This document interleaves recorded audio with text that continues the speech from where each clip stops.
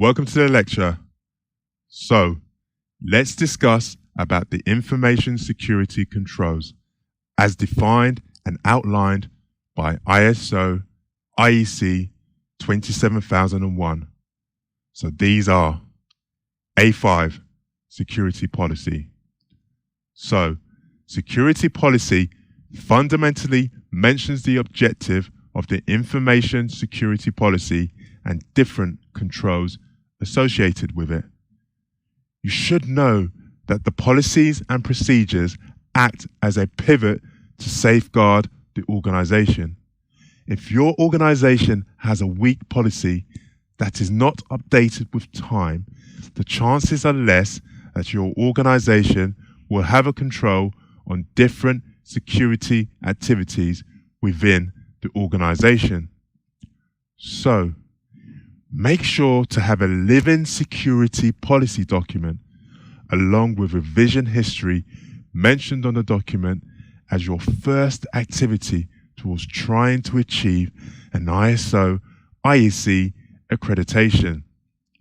Out of many firms that I audited across the globe, I was taken aback by the fact that some organizations have not had a living security policy.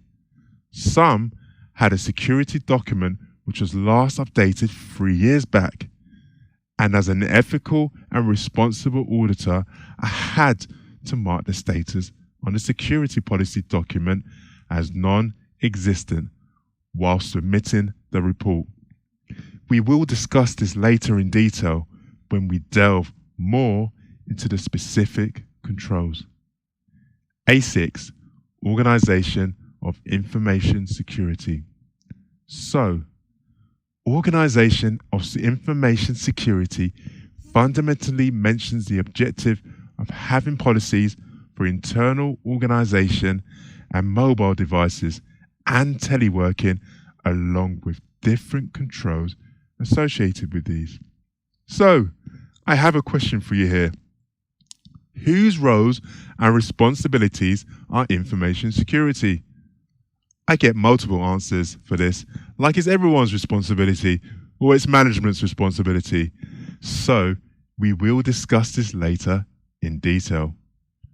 A7, Human Resource Security fundamentally mentions the objective of having policies prior to employment, during employment, and termination and change of employment, along with different controls associated with these. When you join the firm and send across to work with a client, do you recall that you have to submit all the documents before getting onboarded to the client's team? You might have to sit idle for some days because during these days, your client conducts a background check on your experience. We will discuss this later in detail when we delve more into the specific controls. Asset management.